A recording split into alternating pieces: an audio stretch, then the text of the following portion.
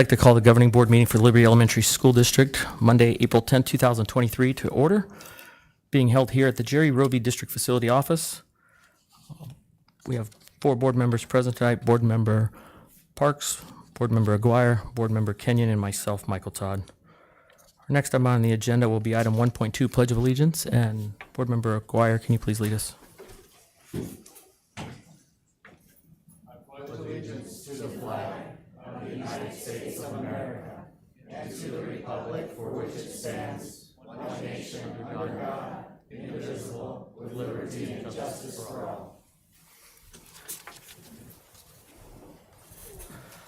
Next item is 1.3, approve the regular agenda.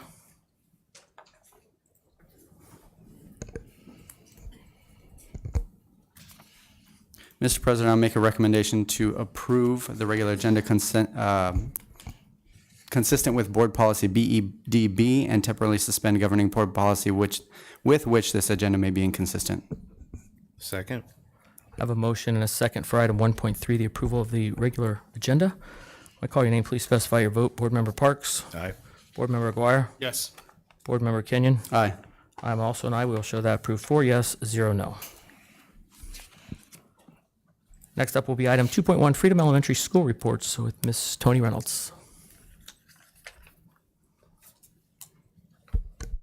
Good evening, governing board members. We are delighted to be here this evening to share our information from Freedom Elementary School.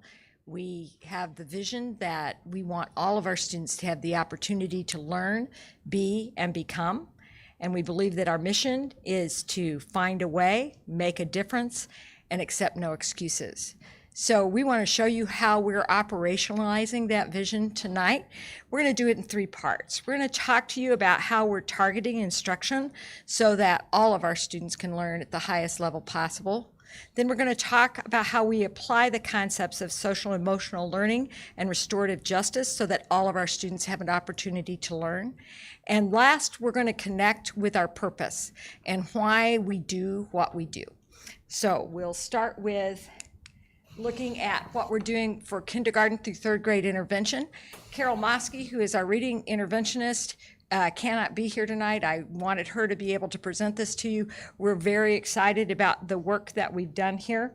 So we've done the 2nd year of the Walk to Read. It's all hands on deck. Our reading specialist has an aide along with our library aide, along with our special ed teachers, all work together to provide those interventions. We make sure that we have data-driven groupings. We have about 8 group leaders per grade level, 30 minutes of targeted instruction 4 times a week, and that's on the skill that they're working on. The smallest group size is with the students who are struggling the most, and those students struggling the most get an additional 30 minutes of Tier 3 support. Some of the things we're very excited about to share with you.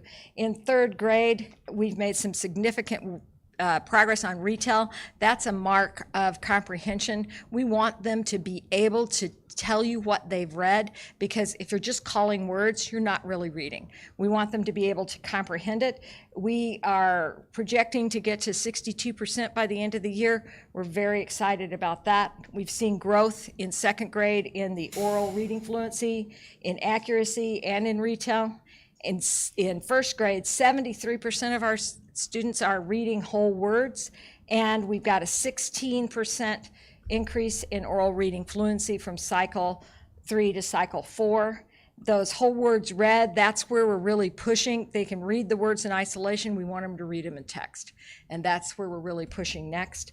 Kindergarten, we're very excited about it. We started in August at 18% of our students were at or above benchmark. We now, at the middle of the year, 71% at or above benchmark. And right now, 47% of our students meet the mid-year 1st grade benchmark for reading whole words, and 26% meet the year-end 1st grade benchmark for reading whole words. So we're very excited about that. We are getting our 1st grade teachers ready for that bump up in proficiency, and we want to make sure that they're able to continue that. Our opportunities for growth is reading horizons. We need to set that pace across the grade levels. In fact, that's where Carol Mosky is now, additional training, so that we can pace our phonics program and start at the right place in first grade, start at the right place in second grade, start at the right place in third grade. In fact, we want to get to the point where we're really out of the phonics business by third grade, so that we're sending them in there as readers. We want to get a supplemental reading curriculum during our intervention time that's consistent, so that that targeted instruction, we really are getting the growth that we want. We need to have a grade level plan for how we're going to do high frequency words mastery, syllable instruction. That syllable instruction is very, very important in second and third grade. We're going to create a grade level plan for our prefix and suffix instruction as well. We need to increase those opportunities to read throughout the day and to apply those skills, so it's not just learning the skills in isolation, but the application of that in multiple contexts, in multiple ways. And we want to increase the parent involvement that we have. We've been very excited about the growth that we've seen with our K-3 interventions. And in fact, our 4th through 8th grade have implemented targeted interventions this year as well. Okay, so the teacher that we had a little trouble getting here tonight, so I'm going to do this part as well. But here's the steps that we go through for our 4th through 8th intervention. We don't have the team of teachers that we have in K-3, so we are using grade level teams to make this work. But we have some help in our 4th through 8th grade with our Achieve and our Dream Box, which helps us have, and it's like having another person in the room that helps us target those interventions. So step 1 is we're identifying a focus on RI1, which is asking and answering questions, who, what, when, where, being able to infer. It's the basics of comprehension. And RI2, which is main idea and details in informational text. So we're really looking at their ability to understand the main idea of an informational text and to be able to summarize that. Then they collect data on the same kind of cycles that we're doing with K-3. And we're using the Chief 3000 Lexile and the standards report, as well as classroom formative assessments. And then they form groups, and we use Spiral Review. We use Word Studio, which is an application from our Achieve, and also specifically strategies that we've worked on for main idea and details. We then provide intervention instruction for ELA. Our science, social studies, and ELA teachers work together to form those groups. They're in groups that reform every 6 to 8 weeks. And then in math, they do their own intervention, because it doesn't make sense for them to have to do the same interventions that we'd be doing in our English language arts. So this is just an example of our 6-7 team. And our 6-7 team, we looked at their beginning of the year Lexile growth, and then where we are as of 4-4. You can see that all of our subgroups have made positive growth in Lexile. We specifically are tracking the growth in reading for informational text, the RI1 and RI2. The only group that went backwards, which doesn't exactly make sense, that we've gotten the Lexile growth in SPED, but we didn't get the growth in those 2 key components.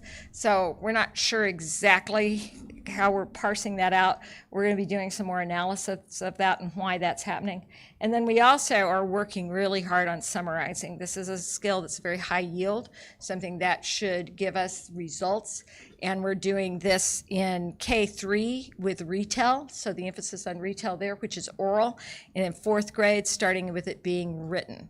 And that should give us increased academic achievement in all areas. So you can see we have a rubric that we evaluate that in 4 through 8, their beginning scores, and it's on a 4-point scale. So you can see we have made some really good growth on that, where they've are much more proficient in being able to do those things. And the next step, I'm going to have Corey Na and Lynn Han are going to come up and talk to you about how we're using Dreambox to track growth and to fill those holes. Our students in the pandemic were especially impacted because so many of our parents were working parents and had to work multiple shifts. So the kids were home with grandparents and or older siblings. And so we really saw the lack of growth. So we're going to talk about how we're filling those holes in math.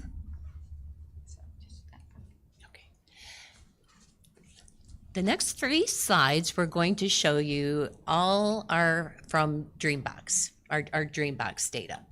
So to explain what you're looking at here, this is kindergarten, first and second grade Dreambox data. At the bottom of each graph is the grade level. At the top in the middle, you can see the grade. The red bars are beginning of the year data. The red bars are the data as of April 1st. And Corey created these awesome graphs, and we collect the data each month, but what you're looking at is just the beginning of the year and currently. So what you can see in the kindergarten graph is that first column is K.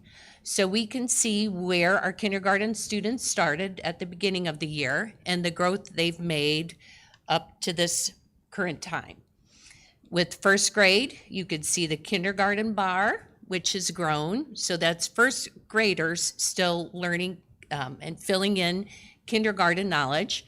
And then we have our first grade bar, and we even have a few students who are working at the second grade level. Second grade, you can see the kindergarten's bar is almost to the top, and then we have the first grade and second grade data.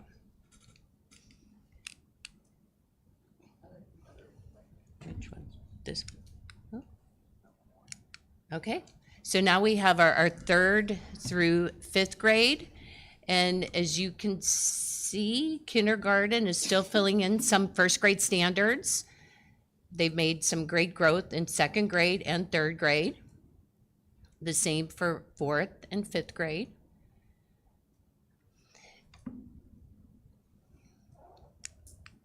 And then our sixth, seventh, and eighth grade data. So especially as we get into the middle school, like 6th, 7th, 8th grade, you'll see that at the beginning of the year in August, we had 8th graders still working on completing 3rd grade foundational knowledge. Obviously, that poses a huge issue when it comes to 8th grade concepts, if they're still filling in 3rd grade concepts. So Dreambox is one of our biggest resources for helping fill that in as a teacher. As Mrs. Reynolds said, it acts almost as another teacher in the room. Dreambox can use its own algorithm and figure out what gaps the kids have, but teachers also have the ability to specifically target a grade level, even down to the exact skill and standard.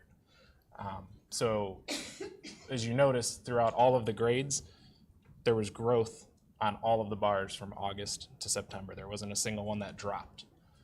As far as opportunities go, obviously we'd love to see the grade level bars higher, but that's not going to happen until we get that foundational knowledge in and built. And at that point, it should snowball, and we'll see that grade level bar grow much quicker than it has been. Which way you press to go? I got it. Yeah. Good evening. I almost want to say good morning. So used to that, but good evening, governing board. I'm in charge of the student success team at Freedom. Changed many names different times. MTSS would be another name, but kind of the supports. So you heard some academic data and you saw the numbers for the most part go in the right direction. So in terms of discipline data and what we're doing for the character and social emotional, that's on my plate. So we call it student success team. And so I'm going to share with you a little bit about that and put it to where a level where you kind of understand what I'm doing, because sometimes the disconnect of, hey, what's going on in school to you're never in the school, if that makes sense. I want to make sure I'm always on the other end like, well, what does that really mean to me? All right. So I'm going to share with you information about that. But our success team, for me, we meet monthly, and I have grade level based teachers from every area. So we get a little bit. We're K-8, so I'll get a K-2 teacher, 3-4 teacher, 4-5, and et cetera. And then I'll get my counselor We have a behavior specialist. That's a new position this year. So we're getting a little bit to make it easy, a little bit of everybody in there. So it's not just me, right? I want input from everybody, and we get the teachers in there. What I can say, I know I put it up here, but we're completely data driven, and Synergy is the tool that we use. So I'll explain a little bit about that. We support our students 3 different ways, and we use the Synergy discipline incident report data.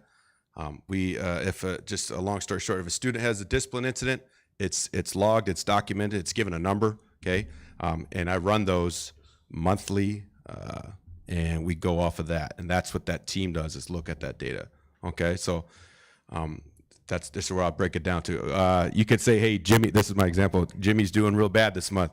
Okay, let me run his report, and there's 0 on there. I think that might just be kind of a thought. Jimmy might be doing bad. If I'm going to run the report, Synergy on our end is going to show that Jimmy had a lot of bad incidences or something. Okay, he'll have a number, and that's the data that we're pulling. So that's how I want to explain. So you can kind of see the report, what you're looking at there, the 2 different colors there. This is an example of, you see the KG at the top, so the kinder, first, second, third. So I divide the data as we run it, kinder through third and 4th through 8th, and we dissect that. So if you look on the far left description, there's all of our different descriptors from our discipline matrix. You can kind of just quickly look at that and see at the very top row, we have aggression. That's the code 05. And for the month of March, this is actual data. Month of March, we had 12 incidences from K through 3, and you can easily see which grade had how many. And at this point, no names, no teachers to it. It's just data. All right, what was our hotspot area? So that's giving us kind of, all right, we have an area of need. That's what we can address, okay? I also do this for 4th through 8th, and we go monthly. I keep track of it. I have a screenshot of the kind of like our agenda. And then our other one I'll show you here in a second is 2 or more. So this kind of just shows me school-wide level. All right, where's an area of need? So we can look at that. If we can all look at that, I'll throw the rhetorical question on there. But if you're looking at what's Freedom's kinder through 8th grade area of need right now, if you see that, you should be looking at kinder aggression would be with 9 incidences. Okay, but you see the bottom right's total number of discipline incidences, and then we dissect that data. And at this point, it's no name, no teacher. It's just what's our data showing us. So kinder aggression would be that month. We also are going to identify. So I'm going to go one more. I think this is my last one. On the top right, that's just a little quick screenshot of our student success agenda. So we meet on a Wednesday once a month and bring all the data. A big piece of our social emotional learning comes from our counselor. We have a full-time counselor, and she keeps us update to, so she takes the data that we provide. She meets with students, and then she kind of shares with us, here's what I'm doing. Hey, school, here's what I'm doing to meet the need of what's our area for that month, okay? And so what I'll say that is for me, what helps all of our teachers, all our staff, all of our students is to share this data with them. I just had a talk with the 8th grade student. I had a number of discipline incidences. I looked at previous years and, hey, let's keep your number. You're still under pace. You're gonna do good. Okay, if you finished a year out with none, you've beat every other year. So just making them a part of that data that helped. But I think for me to communicate that, and the word I was going to say is the trending data. We run a report for 2 or more every month, and in my past we'd run it, and maybe I'm going to use Jimmy as an example. Random Jimmy everywhere in my career. Maybe he had a bad month on August, September, and then I'm running the reports in September. He's still on there. The old way, he would always be on that 2 or more, and we're kind of like, hey, maybe he had a bad start of the year. Now we're running that, and I'm looking at to see Jimmy stopped. Okay, we give intervention. So on the back end, as a success team, we're seeing students pop up on our 2 or more trending data. Okay, a month or 2 at a time. What can we provide that student? And that's where this team is coming up with interventions. I wish I took a screenshot, but I have a roster with students who make that list, the 2 or more, and we provide our interventions. It kind of looks like that up there. And how do we help them? And there's many things that we can do, but the success part for me personally and for our team is when we're able to do the strike through off that student's name because the interventions and support that we've given him has been him or her successful. I could show that to you another time, but just for the matter of the presentation, that's a highlight for us. And I could say throughout the whole year, it's 100% success rate right now. So that's big for us. The last piece is restorative justice. When we do suspend a student, we have a reentry meeting with the parent. Tony, Principal Reynolds, myself will carry out that meeting. And we work around when the parent can come into school, whether it's person or virtual, because we need to acknowledge that. Okay, we have working parents. So early in my career, I was like, you need to come here at Thursday at 10 a.m. I didn't know any better. Now I do. I'm like, when can you come in? But we have a set of questions. I help create the form that takes more data of when that student comes back in. That helps me as administrator with the team know more about that student who had just suspended and reconnect with them. So my intention every time is, hey, this is we'll be here for a half hour, but probably 30 seconds we're going to talk about the incident, why the student was suspended. The rest of the time is to restore and offer those same supports that we do as a success team. So we also have data on that, and we keep tracking that. And that's like all I can think about that part. But wanted to share more. If you want more information, by all means, get a hold of me. I have a lot more data, but I wanted to just at least share with you. We are completely data driven, and we have a very good success rate at providing the supports. I want to thank our team for coming together tonight. And the very last thing we want to do is we want to show you how we connect with our purpose. The whole reason that teachers are teachers is not because they're going to be rich, not because they're going to be famous, but because they want to make a difference in the life of a child. So we had this idea based on something we saw on NBC Nightly News, where a school wrote notes to the students that helped them, inspire them to go on, why they do, help them connect with their purpose. So all of our staff members wrote notes to students. We just have the highlight reel here. It's a little longer than we wanted, and we didn't get everybody on it, but we just couldn't edit it any further. We edited it as far as we could, so please enjoy us connecting with our purpose and our students. Sit down. Were you excited? Okay, me too. Okay. Okay, ready? I just want you to listen, okay? Mia, I was challenged by Mrs. Reynolds to pick a student that inspires me to be a better second grade teacher. That student's you. Every day when you come to school, you have a smile on your face and you're ready to learn. I look forward to seeing you every single day because I know you're going to ask me how I'm doing. It says, as teachers, we care very deeply for all of our students, and we hope to have some kind of a positive impact on their lives. What students don't know is that the opposite is often true as well. Giselle, I was given the task to pick a student that motivates and inspires me as a teacher. All right, you're the person who came to mind. The growth you have shown this year is something that all 4 of your teachers have noticed.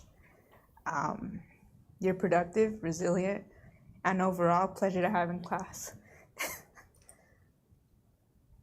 Hold on. You know I don't share emotions like this. Okay, Izzy, Mrs. Reynolds gave us an assignment, the teachers, to write a little letter to a student that inspires us to come to work every day, okay? And I picked you. And I'll try to cry. Of course. All right, so I'm gonna pull this open just to get ready. You have an extremely unique superpower that you may or may not be aware of. You are a natural leader. So TJ, we are all choosing a student that inspires us to continue being an educator. And I chose you because you've never used everything that you go through and have been through as an excuse. I know I am just your teacher, but we've spent 5 days a week together for the last 3 years. Your smiling face has made an impact on my day-to-day life. Being able to see this transformation in you is the reason why I enjoy being a teacher. Students like you make it easy to come to work. You belong here. You have endured and conquered moments and situations in life at your age that others would not have survived from. Continue to journey on. Me and many others are rooting for you. So last year, at the end of the school year, you wrote a note to me and drew a picture. And you said I was a great teacher.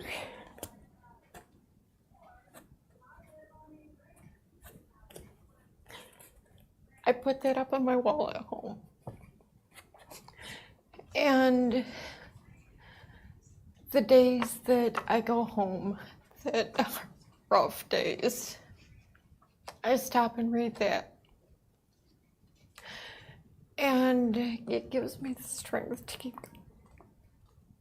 So, that little note that you probably didn't think twice about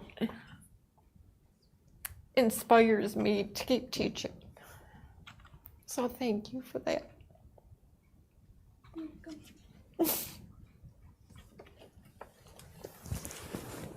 Dear Juan, we're all selecting a student who inspires us as educators. I chose you because I admire your enthusiasm for life in general. You help everyone around you be more cheerful. Thank you for your kind compliments. They make my day. Keep smiling, Ms. Reynolds. So we were asked to write a thank you to a student who inspires us to continue as a teacher, who encourages us, who motivates us. I can't pick with just one. You guys know I can't do that. Okay, but you three bring me great joy. Even during COVID, you guys called me. You were always there in class, and that's when you were little. And you used to torment your brother and sister, and you would come and you would join in our art classes. But I know that you three are going to be influential people. You're going to be amazing.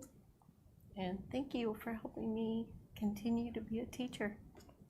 On my journey, I have been so lucky to meet and get to know Britton Frederick, who to me is a very resilient person. Resilience is a person is able to withstand or recover quickly from difficult conditions. You are such a bright and cheerful person. I want to say that I admire your strength, not only at school, but in your life. You're a very strong person. I enjoy having you in my class. I remember meeting you last year and thinking you have a strong personality, which means you can accomplish all your dreams if you work hard. You're one of the sweetest, most respectful, and hardest working students I've ever met. You make teaching so rewarding because you have such a bright future ahead of you. I hope you continue to play football because you are an outstanding wide receiver, and I know how much you love the game, even if you are a Niners fan. It is my hope that I showed you that you matter, because you do. You matter to me more than you know. Your strength of character inspires me. Your courage inspires me. Your beautiful smile makes my day brighter. Love, Miss Fenton. Thank you. I love Miss Fenton. I love you too. So thank you for being my reason to come to school every day. And I feel so lucky that I get to have you in our classroom. You make a difference in my life, and Mia, you are my inspiration for teaching. Okay, can I have a hug? Oh, thank you. You're my best teacher in the world. Oh, thank you so much. That means so much to me.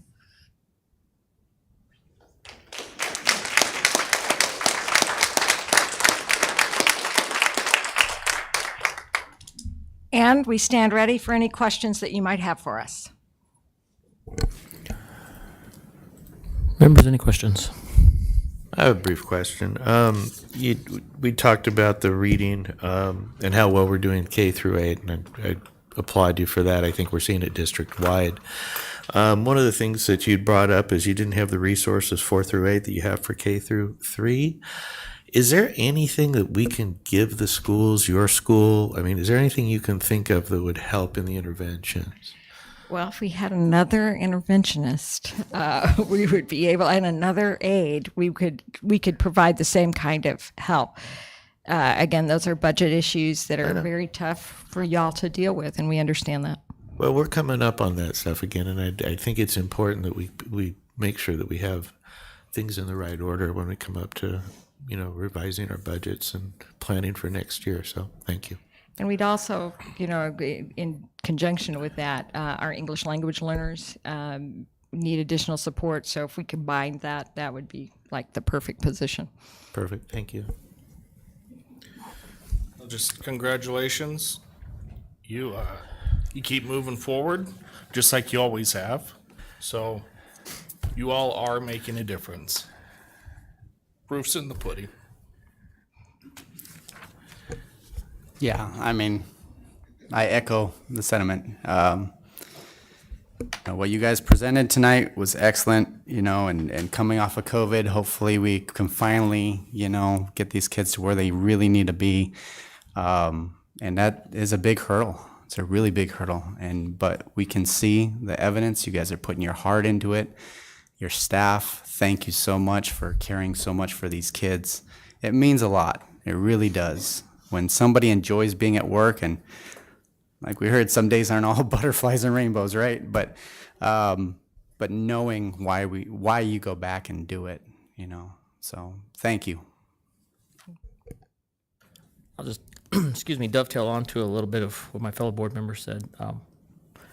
First of all, you talked about editing the video down. These videos are never too long, so keep them coming. And that's a positive. 3 times as long. we could have done it. Because my next note was rewind and play it again. So it's clear we have some great future leaders at your school and in our district, so you're doing a great job. And I think really this video kind of surmises what most of us on this, I think everybody on this board, I don't want to say most, all of us, this is why we do what we do as well, what we saw there. So thank you. You're welcome. And I'd like to thank the staff and the students at Freedom. They're a great group and one of the reasons I do what I do. So thank you.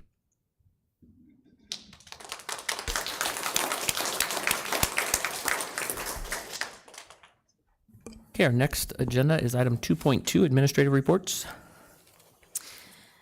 Governing Board President, members of the board, you will see included in your summary tonight school newsletters from each of our fabulous schools, as well as attendance and enrollment reports that have been updated for you.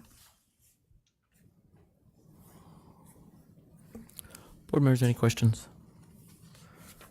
Okay, hearing none, we'll move to item 2.3, the staffing update. Mr. President, governing board members, just wanted to provide the board and public with a staffing update. As of last Thursday, when we had to post, we have made some additional progress, like we do every single day. What I wanted to share with you is a breakdown of our allocations, as well as our current or most updated staffing scenarios for regular education. Important to note on regular education, that includes our special area teachers, our special educators, instructional coach, reading interventionists, and counselors. So you'll see on the far right-hand side, there are currently district-wide 26 vacancies. I believe that we offered 3 contracts today.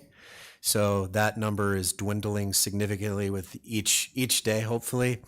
You'll see also, moving from right to left, how many initial contracts that we have offered to date, and then how many are returning. May have noted before, when we do our intent to return forms at the beginning of the year, there are some folks that offer a resignation, and those people do not get offered a contract because they've already offered a resignation at the end of the year.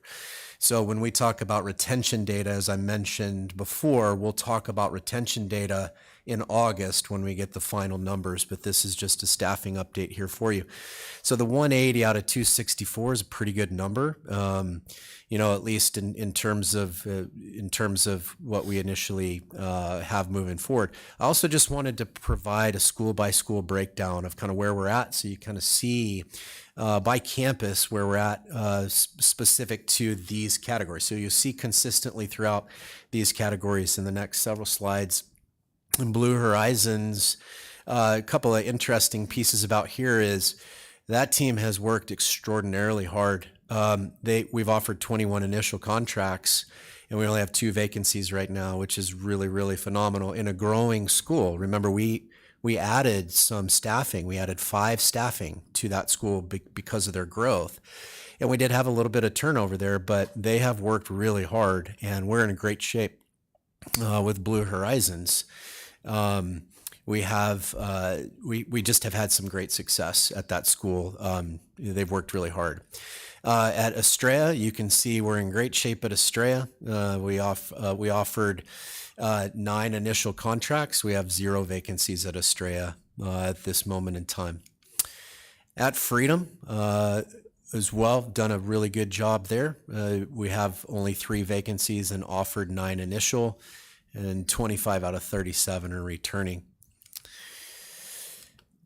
Las Brisas, there are 3 vacancies. 2 of the 3 that I spoke of have been offered for DLI, which is a that is one that we were worried about, and the administrative team has done a great job of reaching out to all of the connections possible to get Spanish speakers that can teach, which is outstanding work. So this slide should be updated to only 1 vacancy at Las Brisas. Liberty, they have 1 vacancy, and that's it. And the reason they have 1 vacancy is because our kindergarten numbers are looking like they're coming in pretty hot. And so we allocated an additional staffing for kindergarten so we can ensure that we stay under the class size target. And so that you'll see that 1, but that's of no fault for the Liberty team. They've done a great job of making sure that they have their vacancies down as well. Rainbow Valley is a little bit of an anomaly. You'll see there at the bottom, there were 4 resignations and 5 declined contracts, 2 folks that had put in a transfer and 1 retirement. So you see a lot of those numbers there that are reflective. I will say that they are right on the cusp of getting that number down into significant single digits. At Westar, this is pretty traditional for Westar. They have a really good retention rate at Westar. The administrative team under Mr. Bogart's leadership has a pipeline of people who want to come there lined up all the way to I-10. And so he has done a really good job with his vacancies as well, with only 3 left over. One of those is a special education. You'll see that is the MAG classroom that we're looking to continue to staff in that one. We have 2 MAG positions there. 1 is vacant. So I thought this was also important to note. We had a goal under your direction, as well as our own goal, to significantly reduce the folks who are emergency teaching certs. So this slide represents kind of where we're at to date. One of the things that I'll note, when you see the 22 down to 12, those folks are slated to become highly qualified certified teachers within the next calendar year. And so that number should become 0 in the next calendar year. You'll also see this is something that is really impressive as well by our staff, and that is our long-term subs that we have currently filling classes. Right now we have 1 that is in a program. And so that number will go to an emergency teaching cert as soon as they're in a program. Right now, just as the snapshot at this moment in time, that's currently still a long-term substitute. So I put down some information there along the bottom just to summarize what I just noted. And that I think we all share in that goal to make sure we're continuing to get highly qualified and certified teachers in every single classroom. That is absolutely our goal. And we will continue to work to do those things. And so the state of Arizona, likely aware, the state of Arizona has created some alternate pathways for certification, and we ask delicately that all of our emergency teaching certified teachers update us progress through our HR system so that we can ensure that they're maintaining progress in a program. There are some emergency teaching certs that opted not to continue in a program, and they were not offered another contract because they couldn't demonstrate that progress in a program. So we have it pretty well tightened up, and we're continuing to work to solidify those numbers. You may recall a year ago at this time, we had a significant number of vacancies for a variety of reasons. I won't go into the reasons why, but I know that there are some things with pay increases and 4-day week that may have contributed to our application status. What I'll also tell you is that our principals, as we're exhibited tonight, give you places where people want to work. And I think that's the most important part to note, in that 4 days or 5 days, what's most important is that they want to go to a place where they feel really supported by their leaders. And I think we're in a pretty good spot with that. So just wanted to make sure I complimented them for their work, because we screen them and they get the ink on the paper and they build those relationships and connections. So that's our non-certificated status. I also just wanted to quickly report the administrative vacancies and kind of the application status of those. That Blue Horizons number is 4 submitted applications. We had an additional one over the weekend. There are still 2 with relevant experience. It's been posted for 16 days. Assistant principal, we have 21 submitted and 5 with relevant experience. That's been posted for a month. And our Director of Student Services position is same with Blue Horizons. We have 3 submitted. Interestingly enough, 2 of the 3 who submitted for the Blue Horizons principal job also submitted for the Director of Student Services job. So that there are similar qualifications, but they are somewhat different. So we are continuing to evaluate the candidacy pool there. In our special ed coordinator position, 5 submitted. We had 1 internal and 2 with relevant experience that was also posted for 30 days. So I just wanted to provide a quick summary. We are still in the process of issuance of our support staff work agreements still, and primarily because we're still working through some of the details. When we go to 4-day, what's interesting about going to 4-day is everybody's calendar and work hours have been altered to some degree, and we are really working through making sure we get that right because of all of the different support staff kind of areas that we have to issue an agreement with. So that we'll be able to provide some updated information at the board's request, or I can put it in an administrative report as well. So there's just some information for you, and happy to answer any questions that you might have. But we're as was noted earlier by Mr. Velasquez, we're trending in the right direction. Members, any questions? Mr. Parks? I have more of a comment. I think this has been a lot of hard work with a lot of people. I mean, I know even the board here went out on a limb with quite a few things, and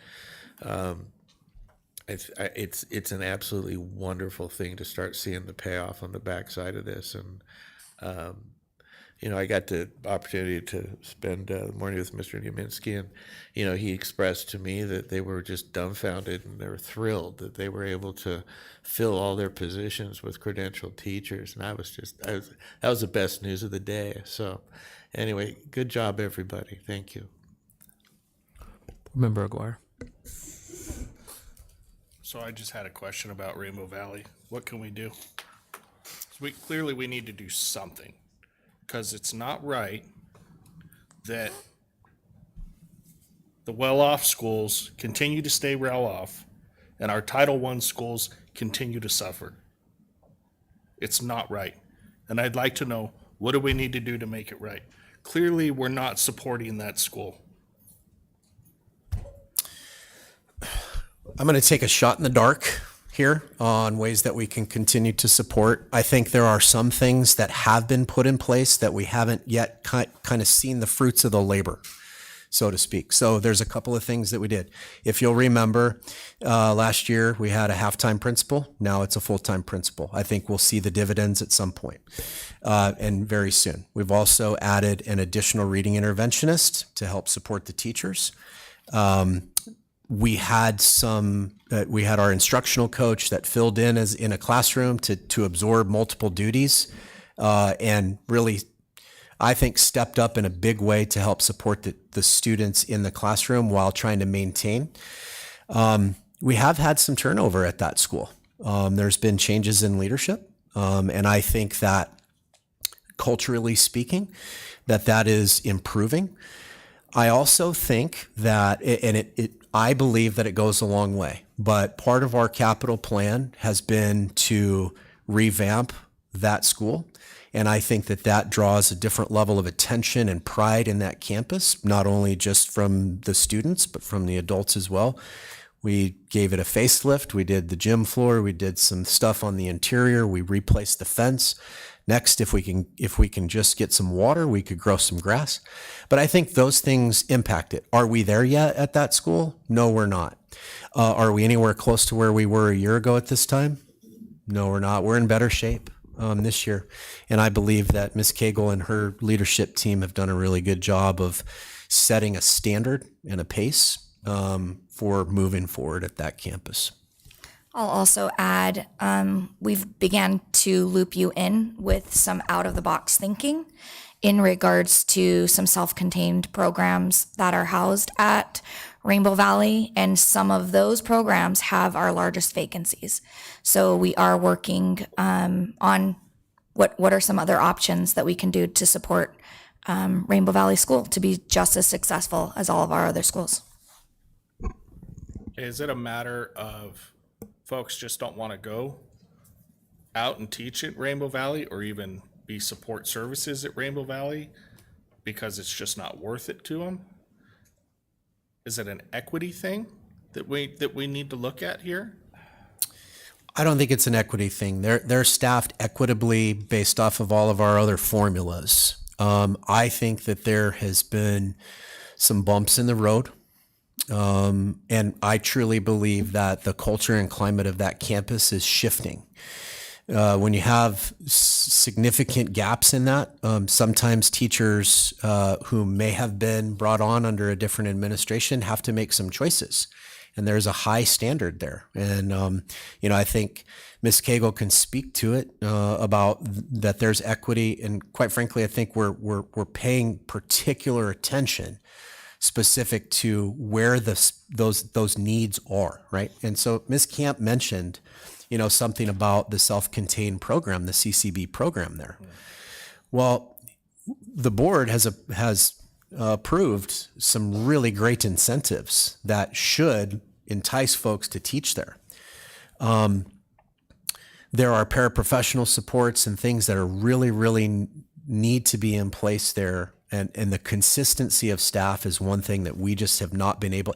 I think it's happened in special ed across the board. It's just really magnified when you have a self-contained special education program on that one campus, because there is so much attention that is paid towards that group of people, rightfully so. They need that. But when we don't have the sustained staff, it impacts kind of on down the line. So there are just a number of factors. I believe that in the next 18 months, you will see a significant change there, if not sooner. I really do.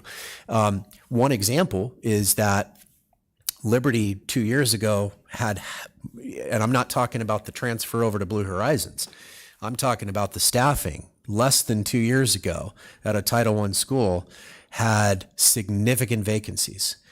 And leadership matters. And they have one, and it's because we added it.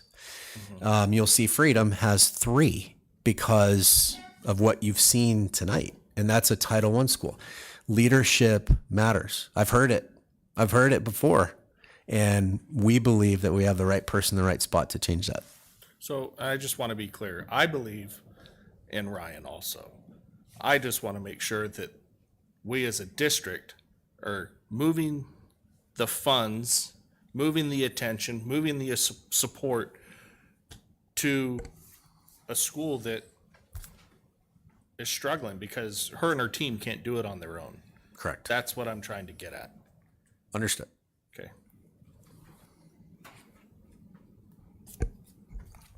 Thank you for this. There's a lot, like Board Member Park said, there's a lot that you guys put into this, and we see it. It's trending. Looks like it's going great in the right direction.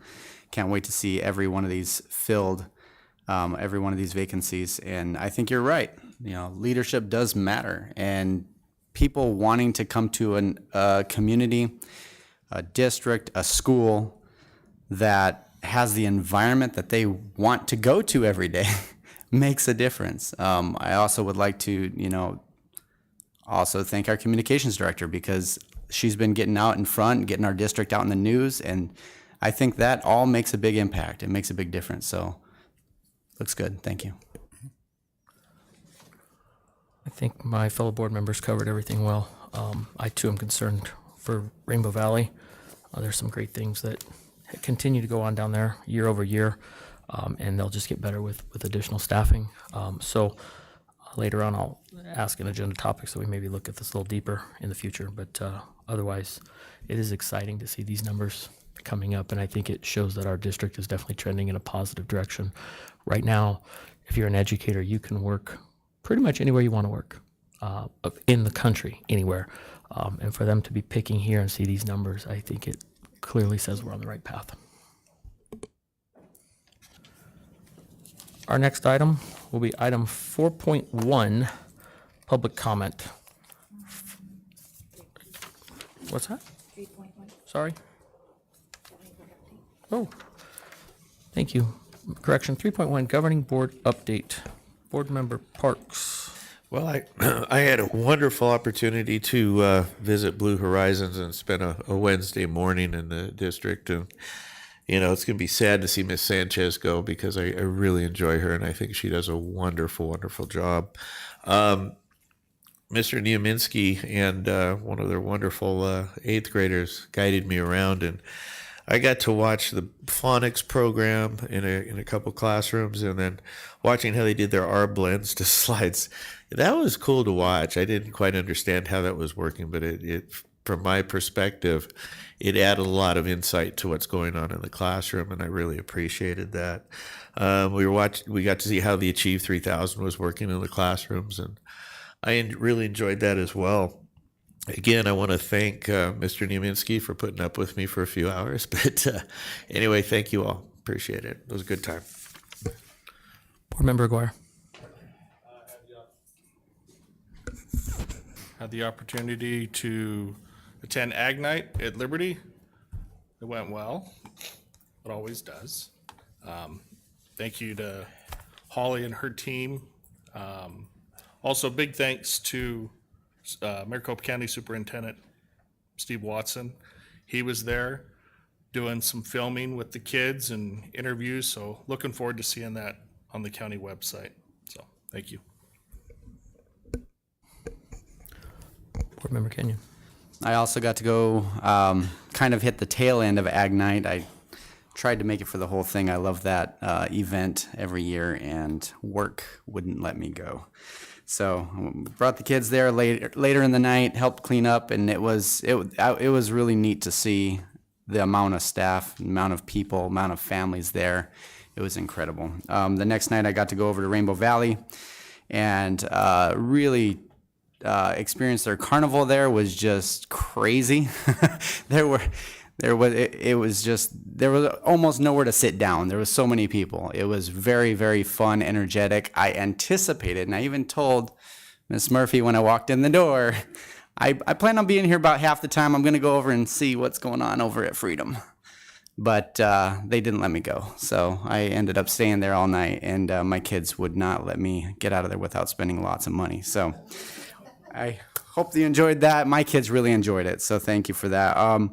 And then I do want to mention on 4-5, I took my son over to Las Brisas, and I really really liked that the Attorney General's office scheduled a meeting with, parents and staff and whoever wanted to be involved for online safety of our kids, of social media, of a lot of these different problems that are being, our kids are just inundated with them.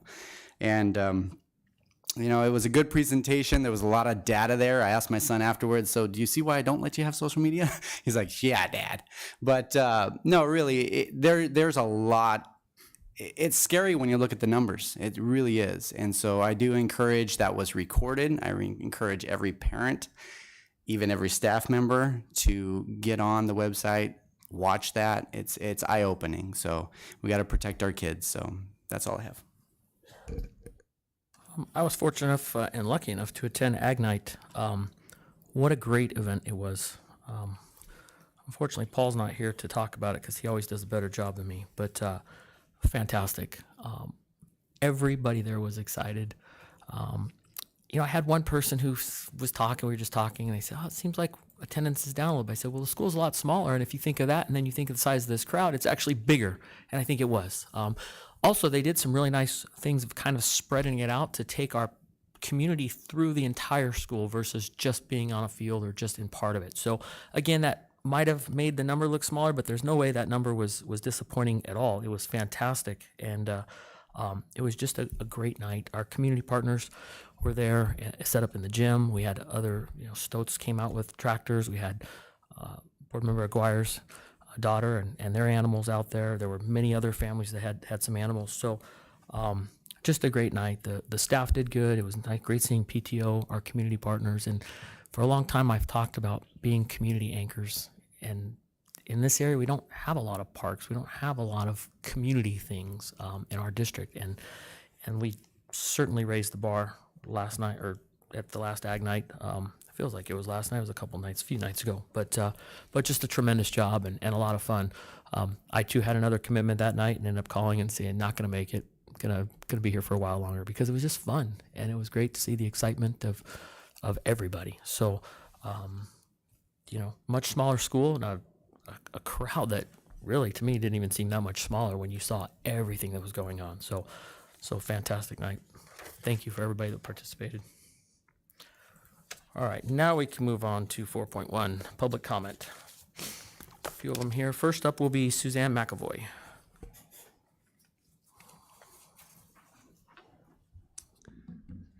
Hi, my name is Suzanne McAvoy. I'm a teacher and a parent in Liberty School District. I'm here tonight to ask one of you to please request a future agenda item to discuss our district's vision and mission. From emails obtained through the Freedom of Information Act, Mr. Parks says to a principal of Cheyenne Traditional School that the majority of the board is interested in moving to a traditional classic education model. What does that mean for our district? Do you no longer want signature programs and specials and just reading, writing, and math? As parents and staff, we need to know the answers to these questions to make crucial decisions for our families. We have heard several times from all of you during the board reports how impressed you are with the hands-on extensive learning happening in our classrooms. You rave about our signature program, Festival of the Arts, and Agricultural Showcase. However, it seems that behind closed doors, you are seeking information about a traditional Back to Basics program and even visited Cheyenne Traditional in the Scottsdale District. What you considered would be a perfect match for our district. Principals and teachers have asked several times for the board to provide us with the direction the district is going. So far, you've offered no answers. Do you plan on changing our district's mission, vision, and values? Are you considering eliminating our signature programs? You say that parents should have a say in what their child is being taught in school, but you refuse to share with us what the vision is. If you feel strong enough in your beliefs that changing the district vision would be best for children, please share. What are you afraid of?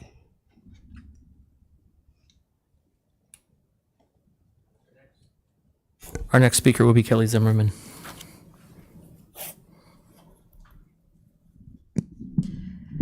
Good evening, district administration, board members, and community members. I see on tonight's agenda the recommendation from GR Recruiting that the board approve paying for travel expenses for both the interim and the full search candidate interviews. I think this is a huge mistake. and an irresponsible use of taxpayer money to pay for travel expenses for interviews for the interim search when that candidate will only be here for a year. By spending money on candidate travel, you are taking away money that can be used to support children in their education. This board has already cost this district and therefore our children so much money by deciding not to allow our very capable superintendent to finish out her contract. By hiring a search firm by hiring GR as our search firm, it's going to cost the taxpayers over $20,000 for them to run both searches, which doesn't include additional advertising and other costs like travel expenses for candidates. If you are going to pay for the travel expenses, I would highly encourage this board to only pay for the long-term search candidates who will hopefully be serving this district for an extended amount of time. I think it'd be very interesting to see how much this new board leadership has cost taxpayers since taking over. There's been an exorbitant amount of executive sessions compared to last year, which requires the attorney present, paying out the superintendent's contract, now running 2 different searches for both an interim and a long-term superintendent, and putting the district in jeopardy of being fined by not having the transportation facility completed when it needed to be done by canceling an RFQ and starting over. And I'm sure there are others. I also want to point out that I've still not received my Freedom of Information Act. We are now approaching 6 weeks since it's been submitted. I once again feel the board is not ensuring that these are received promptly as required by state statute. And more importantly, it is ensuring that transparency is not a clear value of this new board. Our next speaker will be Susan Cheatham.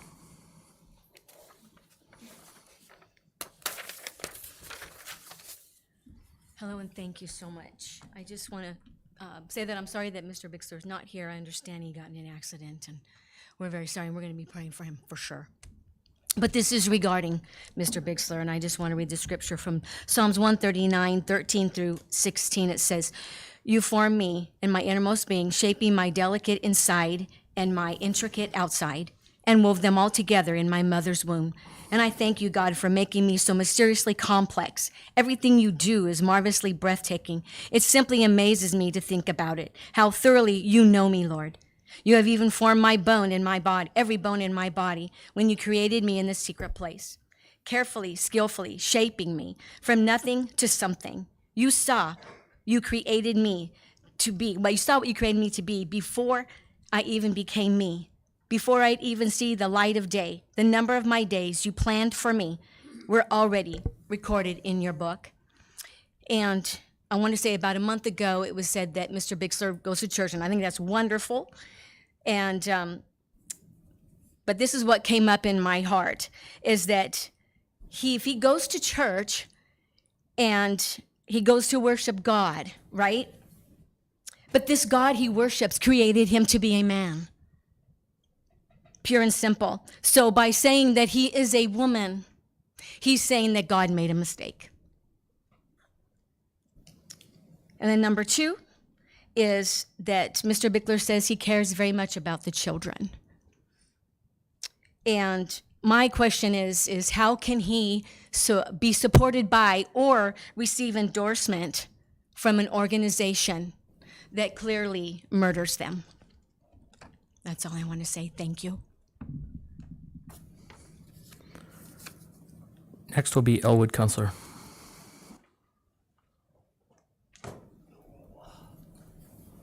Ladies and gentlemen, Board Member President Mr. Todd and board members. Let me start by saying I know that Paul Bixler was in a traffic mishap, and prayers for him. Father, may you heal him rapidly and get him back on his feet. At the meeting on March the 27th, we had a handful of so-called teachers and so-called parents. Apparently they're here again tonight, some of them are. I'm going to address some of those questions that they had and some of the misfortunate lies that they told. Ms. McAvoy, who spoke again tonight, is never going to be a fan of this new school board, of this new direction, which is the right way to go. God bless you all and thank you. Teacher retention is up. Things are changing. Things are getting better. And it's because of the new leadership of this board. Ms. McAvoy, who was a board member and for some ungodly reason is now a school teacher, please, we have 80 applications. This is not who you want teaching your children. Trust me, she brings nothing but anger and contempt.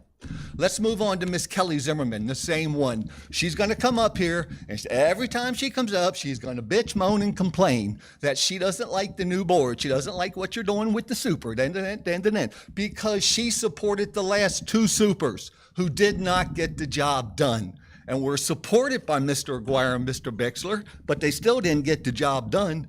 We are getting things done. We are seeing changes, and that's the way that it should be. If you want to know what the parents in the Liberty 25 school district are talking about, they're talking about 42% of third grade students can't do math. Thank you so much for the presentation tonight. It appears that you understand that and that that problem is being worked on, okay? They're concerned about how many third-party websites that the schools are using. They're concerned about no consolidation of school districts, okay? Folks, I hope one day God sheds light on all of you and wakes you up. Teacher retention rate, again, as I said, is way up. Thank you. Mr. Bixler's cries for the new superintendent and the new wording were very passionate, but we do not need more of the same. We've had two bad ones. Let's get a good one no matter what we have to do. We, the people, request that the board members immediately take steps to check the mental stability of Mr. Paul Bixler as to the safety of our children. With the amount of trans violence that we have seen in the last 30 days, we feel that this man cannot be trusted anywhere near our children. So we ask you to do a physical and a mental stability test to see if.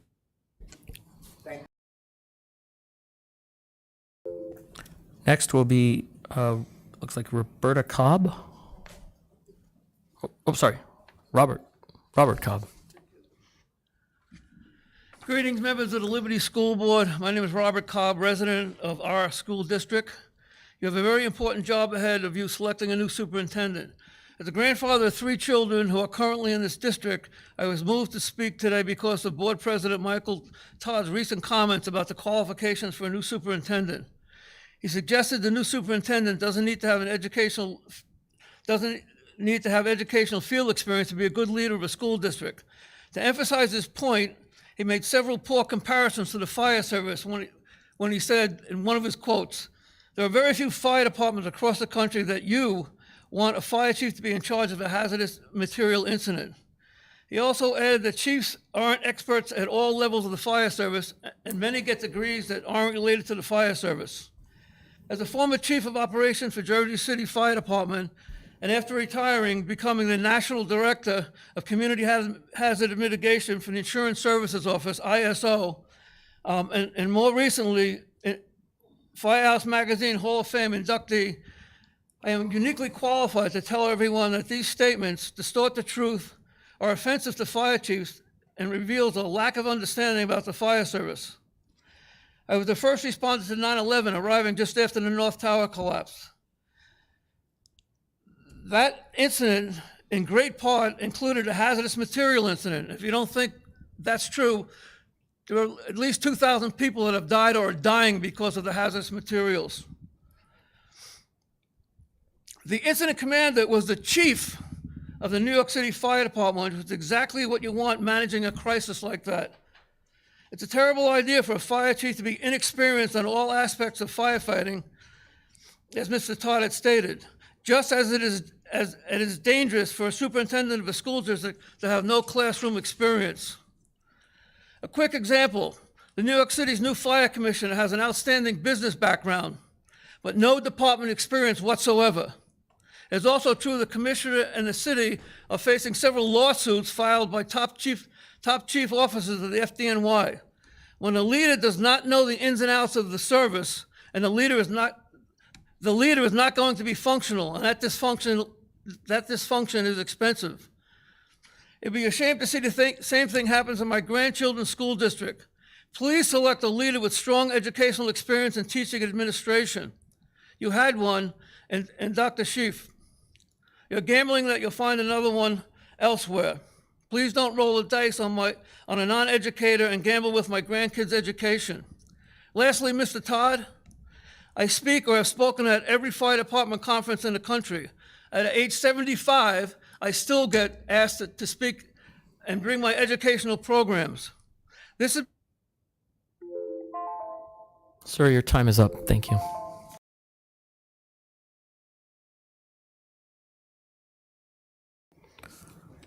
Our next agenda item will be, sorry, members, do you have any comments?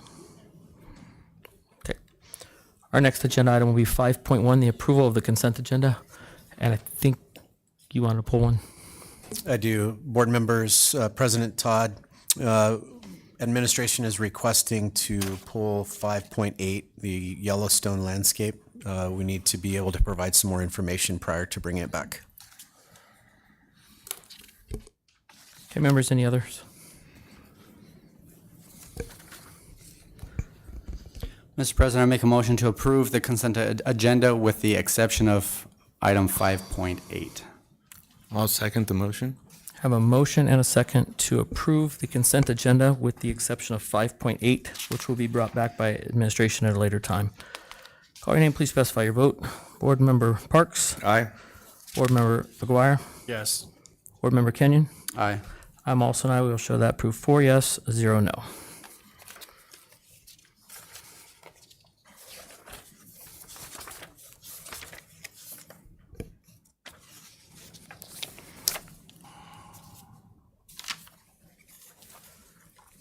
Next on our agenda will be Section 6, General Business. First item is 6.1, discussion information on the search expenses that could come forward from GR Recruiting.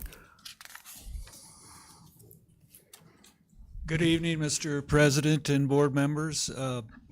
I'm here to answer questions. We have typically, through our searches, reimbursed candidates for their travel to come for interviews, face-to-face interviews.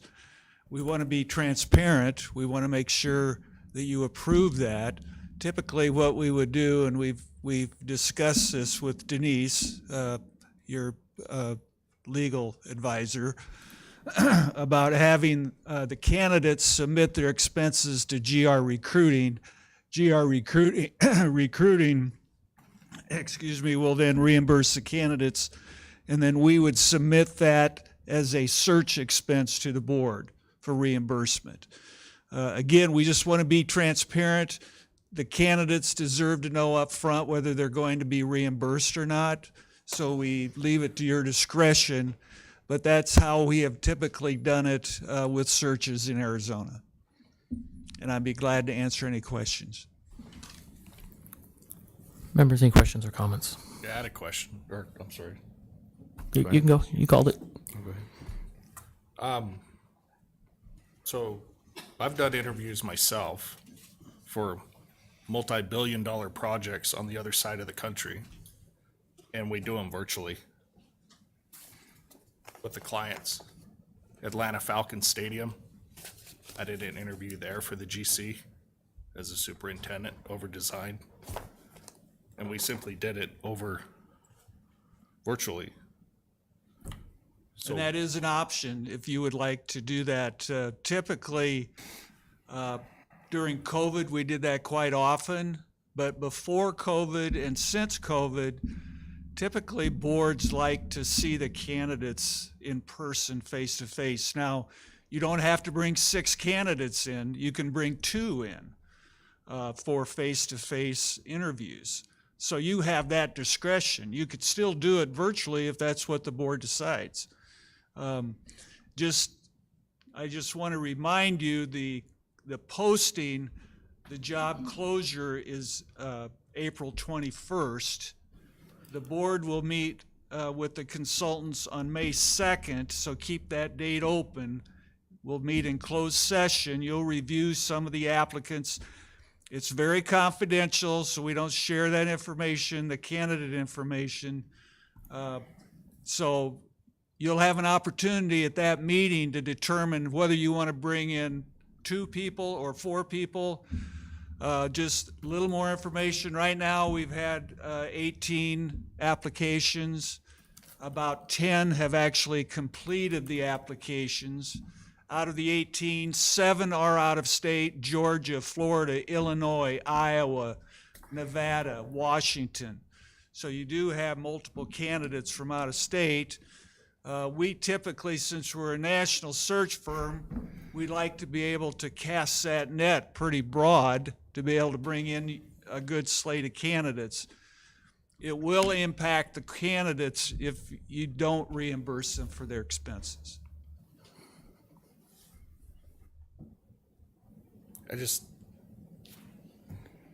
That was a question that was asked to you. That's a good question. That was a question that was asked to you early on. Are we gonna have to reimburse travel? When you presented to us. And the answer there was typically no, we don't reimburse applicants. No, that was not what was stated. That was what was stated, sir. I don't believe so. I believe that it was. I don't remember that, and I don't recall that because from the very beginning, we wanted to clarify how we were going to handle reimbursement to candidates. It was actually in the contract, and Denise took it out until she had a chance to talk to Mr. Todd, and we could present it to the board. So like I said, we want to be transparent. It's your choice. You can do it either way you want it. We're recommending that you allow us to reimburse the candidates. And what do those reimbursements entail? Food and lodging, first class round trip tickets? What's the maximum price, right? Well, are we it's also airfare, okay? Is not that first class. is that no. okay, these are the questions because it's not presented in here. So I think we can clarify what, if we're going to reimburse expenses, what they would be. We're not writing a blank check. If there's something we want to reimburse, we can clarify that. But that's not what that's not what this says. It's very broad wording, and it does say just reimbursement. The next question I have, are we reimbursing time loss from their current employers? No. These are the things that are not in here. So how are we? Typically, reimbursement is airfare, hotel, and a car rental for 2 days or 3 days. Anyone who wants to apply. Anyone who is interviewed face-to-face. And the board has that discretion. And you can make the decision not to reimburse. That's your choice.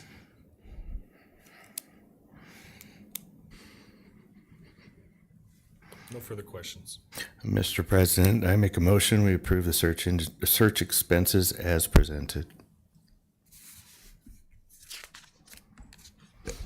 I'll second. We have a motion and a second. I just had one other question.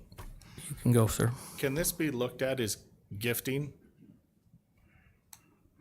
taxpayer funds? Because not all candidates are actually getting the same compensation to interview. So your in-town people, if we're going to reimburse up to a monetary value, your in-town people, they're not going to be able to have that same opportunity to have those reimbursements. Or should I say in-state? So that's why I ask, is that considered gifting taxpayer funds? So if I may clarify, we did ask legal counsel on this. They do not feel that that's gifting. It's part of the search process. It is happening amongst many school districts and other organizations that are government. One of the things about this, and we could clarify if we have somebody who's greater than a certain amount of distance away, maybe somebody coming from Page, Arizona, who would have the better part of a day's travel. To be quite honest, they probably have about the same amount of drive time as somebody coming from across the country has flight time. So we can clarify that in a motion to say that we will cover specific expenses. We can specify that to be coach airfare, not first class, not business, just coach.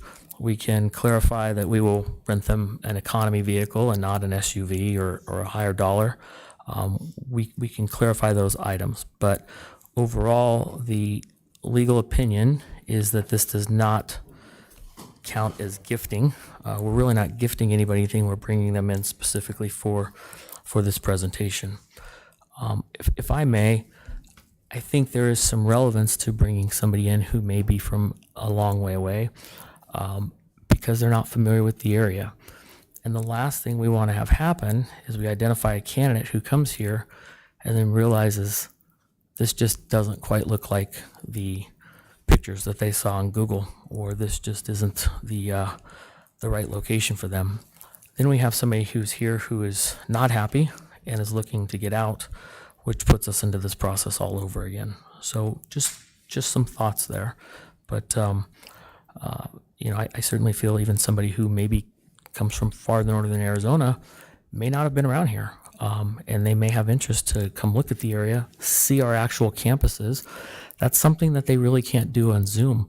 So if they want to come here and walk the campus and see what they look like, talk to additional staff members, take a tour, the only way they can do that is by coming here.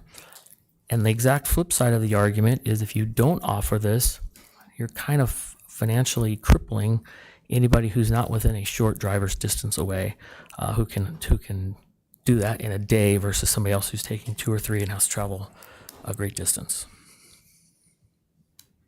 I'd like to point out to this board that the previous superintendent search, we had 3 out-of-state candidates who came on their own dime, and they were not reimbursed.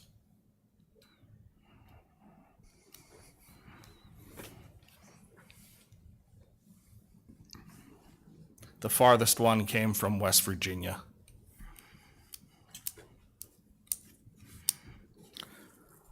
Okay, members, we have a motion and a second to approve. I just want to see if the board wants to clarify any expenditures or limit them to specific, any more specifics on that. Okay. With that said, I'll call for the motion, or I'll call for the vote. My apologies. Board Member Parks? Aye. Board Member Aguirre? No. Board Member Kenyon? Aye. I'm also an aye. We'll show that approved. 3 yeses, 1 no. Thank you. Thank you. Next on the agenda is item 6.2, discussion review of student extracurricular activity funds for fiscal year 2023-2024.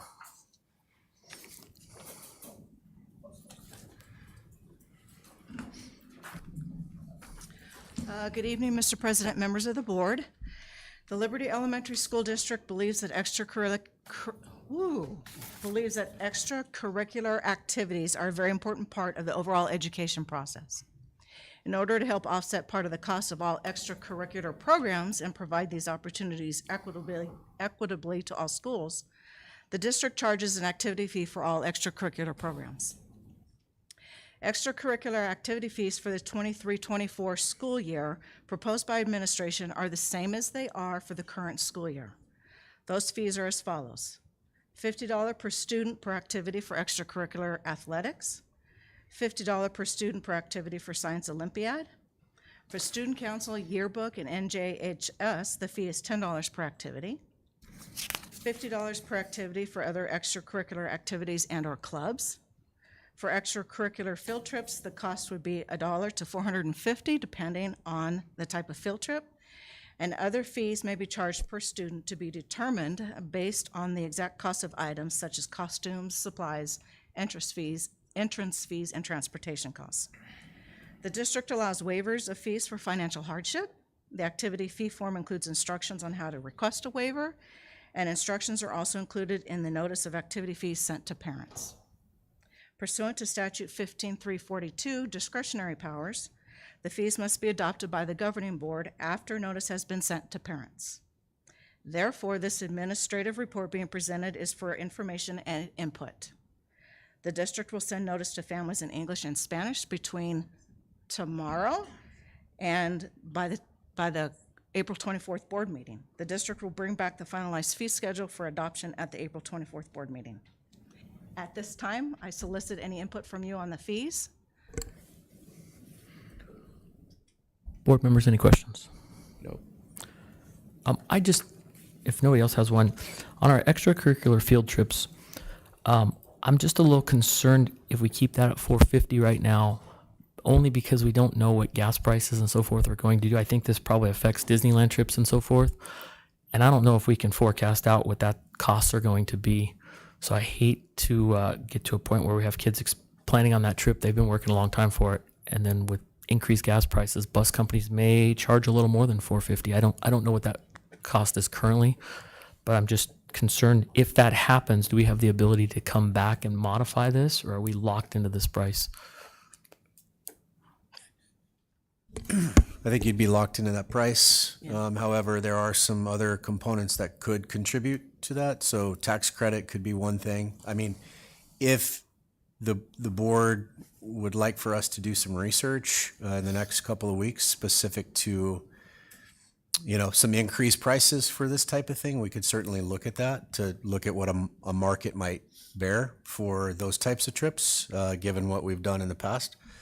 But I would say that once you approve that, we certainly couldn't go above that dollar amount. So do we know what the Disneyland trips were costing? What was our most expensive trip this year? I'm guessing Disneyland, or was it Astro Camp? Or I couldn't speak directly to that. Okay. But, we have a couple of principals in the room, I think, that might be able to.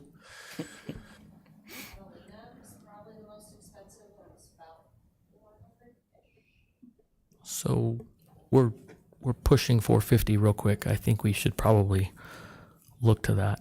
The children look forward to that for 8 or 9 years, and I don't want to be at the end of the year next year telling kids they can't go because it's $5 over. We can do a little research to see if we're coming up a little too close to that without any wiggle room. Certainly, we'll charge what the cost is. Right. It's not a money-making venture, certainly, so we'll want to keep it as low as we possibly can. Outside of the Disneyland folks, they make some money. Sure. And maybe the wording is just commensurate with current economic affairs. There's a kind of it escapes me now, but there's a federally published escalator that kind of talks about where things should go up each year. That's been blown out of the water a few times with this new inflation, but with that, if we can look at that. Also, I think it's important to point out, about a year ago, we were looking at these and we had increased these, which these prices haven't been increased for a long time. We did have to increase them because we started to lose some funding because of the override that had failed previously, and we were kind of down budgeting. I think as you look at this and looking at comparison, we're still holding true to that because the inflation has gone considerably higher than where we were at when we came up with our pricing last year. We're not raising it. Everything else has gone up from last year. So I think it is relevant to say that although our original intentions were to lower this back once we pass the override, we've done that in many ways by keeping this right where it is.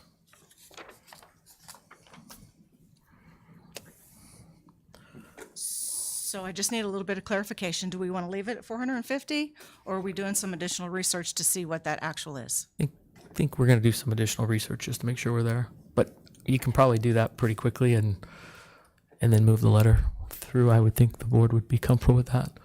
I mean, I don't think you're coming back with $1,000. You may come back at $500 or $600. Well, profit's always nice, but no, I'm not gonna do it to that. But, so you want the letter sent out once we have a confirmed price? I think we could do that, or maybe we could just raise this up currently to 550 or 600. And you can, if we're within guides, we're good. Obviously, it's not our goal to say we got approved to 650, so we're going to spend it, or 600. We're gonna pass on the true cost to these, but that gives us some wiggle room for the future. Does that? I think that it's probably safe to say that we could probably stay right at 550 and just put that out there. And then if something comes back where our research says absolutely not, that's not even close to the ballpark, we may have to put something else out there. But I think that 550 is safe. Okay. I agree. Good. Okay. Thank you. All right. Thank you. Next on the agenda is item 6.3, discussion consideration to approve recommended selection committee for RFQ 23-3-23, the transportation hub.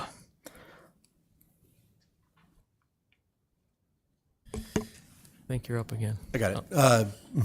Mr. President, governing board members, we brought forward per your request 10 names. Our understanding is that you are going to narrow that down to 7 to serve on the committee to participate in the process.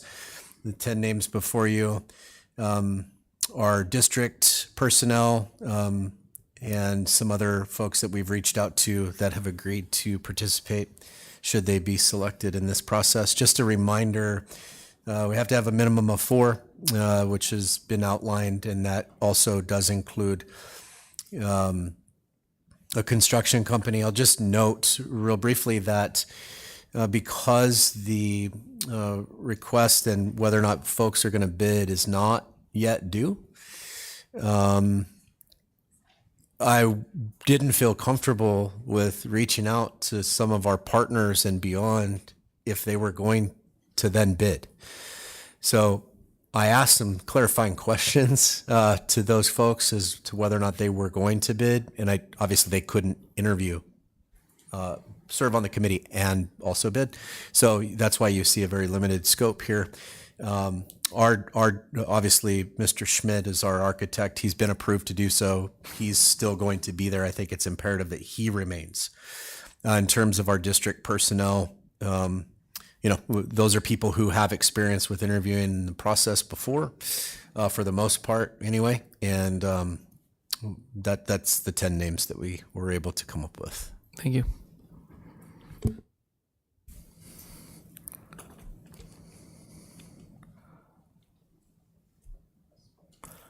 Members, we can take a motion or have a little discussion.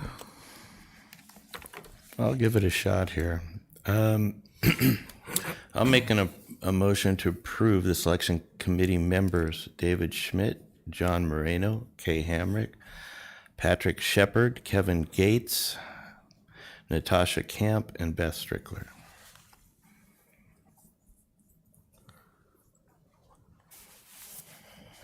Okay. Somebody want to second that?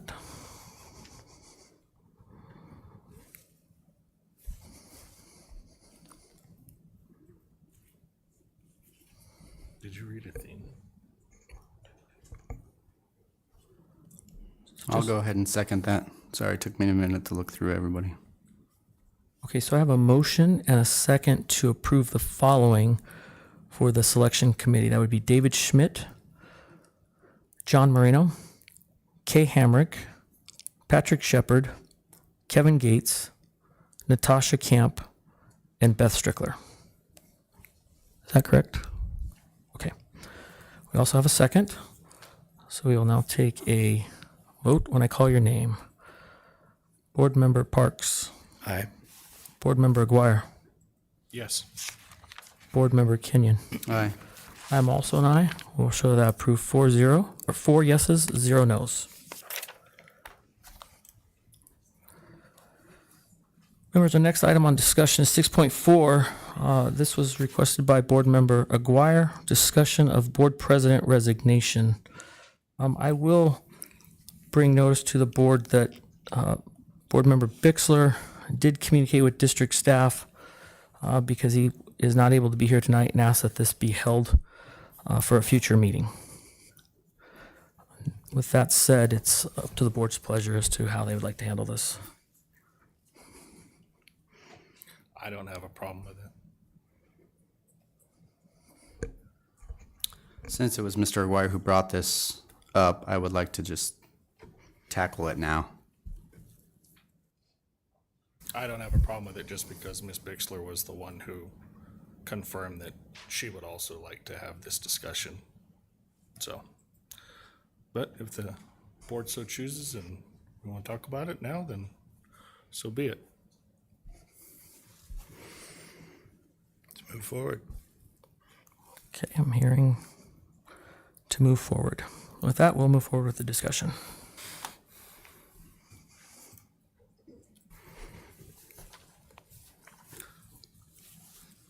So I brought this up because of the records request that I did, and I'd like to hear more about this. I think this stuff needs to be talked about in public, needs to be transparent, and clearly a resignation was submitted to Mr. Parks, as he stated in an email to Tiffany Benson, and response from Miss Benson was for Mr. Todd not to submit his resignation or to turn his resignation in, to hold on and see if something else could be done. And then there was confirmations by Mr. Todd that that actually did take place in a February 8th email. As stated in some of the PDFs that have been provided, and these are emails. So I'd like to know what exactly took place. Mr. Todd, did you submit a resignation? There was no resignation submitted, and that was confirmed by staff in a board update.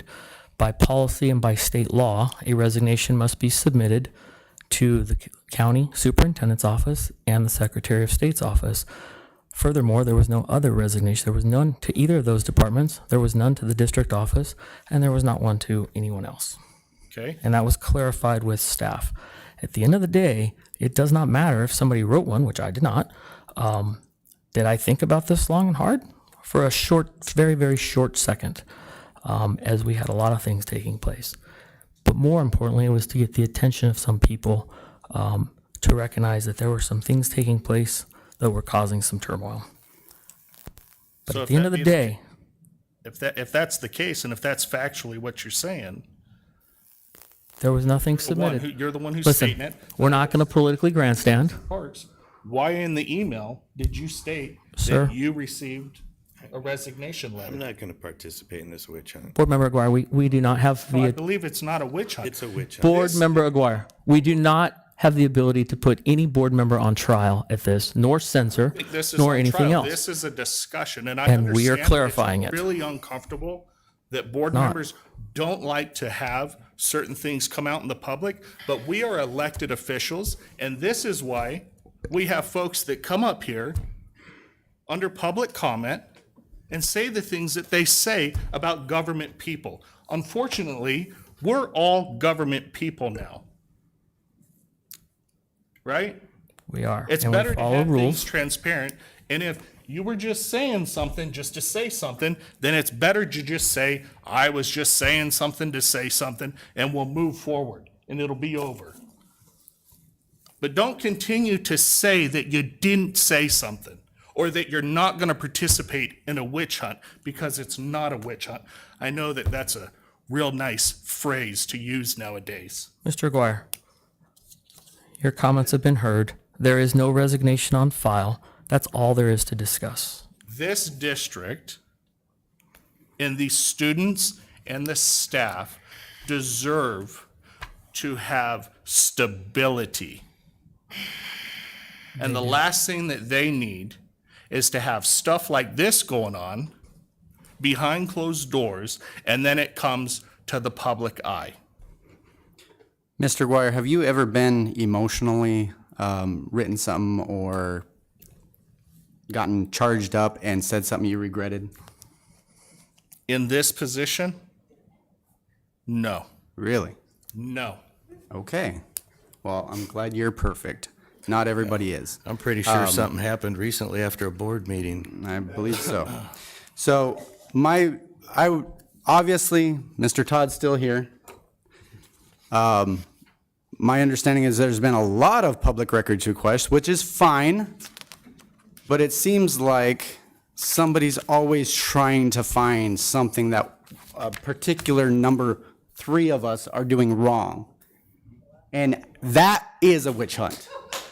Okay, so yes, I'm just kind of frustrated that this board can't get along just because you don't like the direction that this board is going at this moment. You have the ability, just like every teacher has, every staff member has, every parent has, every community member can get up and they can talk, they can share their frustrations. We will hear them out, all 5 of us. And we do. But it's just a little bit ridiculous that since I came on this board, and it does seem like that's when things started changing, and it wasn't me, it was just me being here, that all of a sudden there's this whole shift, this attack on this board. I did not see that before I was elected here and I was sitting out there for a year. There wasn't this infighting all the time, and it doesn't have to be that way. Now, this agenda item is for this. So I am getting a little distracted and I apologize. That's why this was brought up. We've discussed it. I'm done with comment. Okay, members, that concludes this. We'll move on to 7.1, board comments or agenda topic requests. Mr. President, I'd like to bring up the comms director, Ms. Balson's contract for approval. Okay. We'll add that.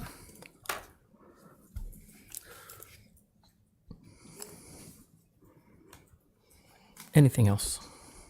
So it was stated in public comment that we have constituents that would like to hear things that they've read in emails of the new district vision, the new mission, and the guidance of the district. I think I got that right. Can you say those three again? I was trying to write them down. District vision. So I believe what was stated was the new district vision, the new mission, and new district guidance. Thank you. Okay. Does anybody else want to support that? I'll support it. Okay.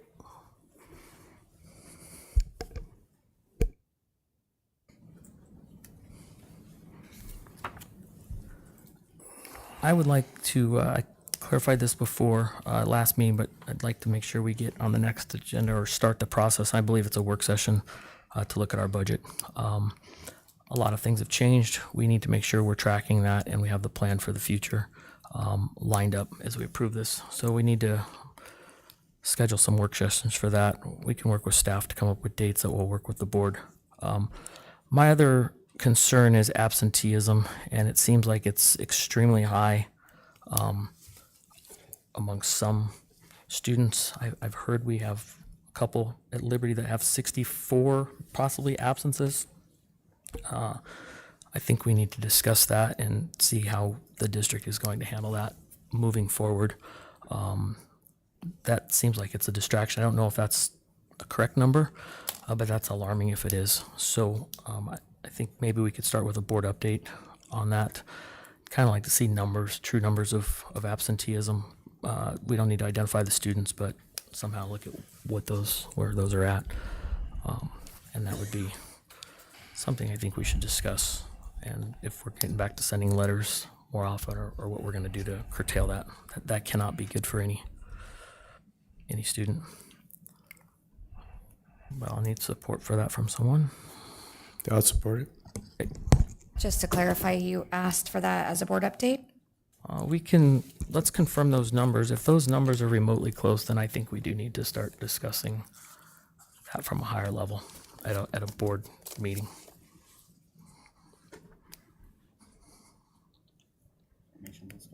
Yeah. I just had one other thing if nobody else had anything. Go ahead. So, reading the board update, it was stated that legal counsel looked at some requested agenda items and advised against them at this time. I was just wondering, can the whole board start seeing what legal counsel's saying, or are we not allowed to see that? Mr. Aguirre, that wasn't an agenda change. What it was some policy changes that need further clarification. But that's what I'm asking. That's what it said. That's what the board update specifically said that. Right, because it's an agenda item, I think it creates a hub and spoke if it comes out to everybody. So they go back to the person requesting it, ask them to clean up their request, and then bring it forward. Okay. Again. Okay, any other topics? Okay. Mr. President, I just want one point of clarification, if I could, on the budget. So that's a big topic, and so just wanted to be able to provide some support to Ms. Strickler and specific to, like, are we looking at the whole thing top to bottom? Are we wanting a review of our budget committee process and those recommendations plus the board?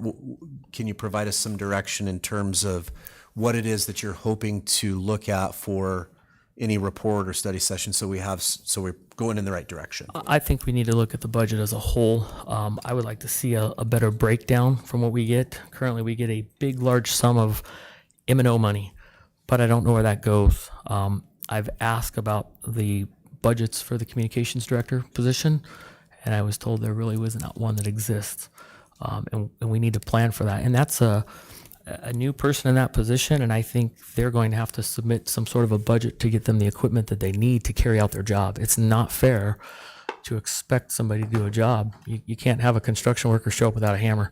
And some of those things are their own tools, perhaps, but a lot of that is here, editing equipment and so forth. So I think we need to look at that and have kind of a top to bottom breakdown, and then look. And I would also really like to see our campuses come up with budgets, because I think there's a great misunderstanding of how money is funded into districts, and sometimes somebody thinks that a stipend to a teacher is not really enough.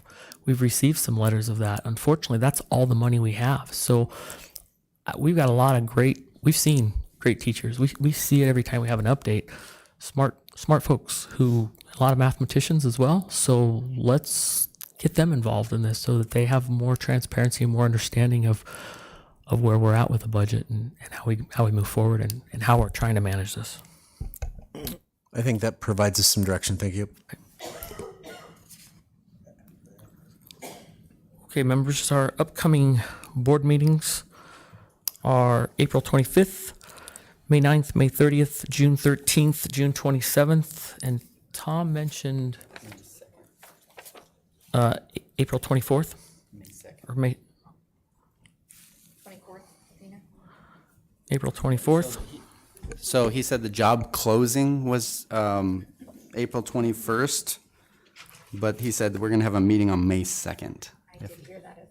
Okay. I heard that as well, and I'm not sure if that's an executive session. I think he said it would be, but we'll need to agendize that we'll have to come into regular session first and then go into executive. Tuesday. And that would be a Tuesday. Does May 2nd work for everyone else? And again, I believe that's required by law to be executive session because we're speaking of candidates and they may not have notified their employers yet. So it's not anything we can avoid. Mr. Todd, do you want us to provide some clarification with the attorney just to make sure so that you all can choose? I just think want that to would make be- sure you have all yes. the information. Yes, I agree. We can absolutely do that. So the next regular board meeting is on the 24th. We're going to look into May 2nd, which is the Tuesday, and then the following regular board meeting is the 8th. So I just wanted to make sure we clarified those Mondays and then that additional Tuesday, the 2nd. Yes, and can we just check our website as well? I know we publish them all. Just make sure we don't have that typo for the 25th. Sure. Okay.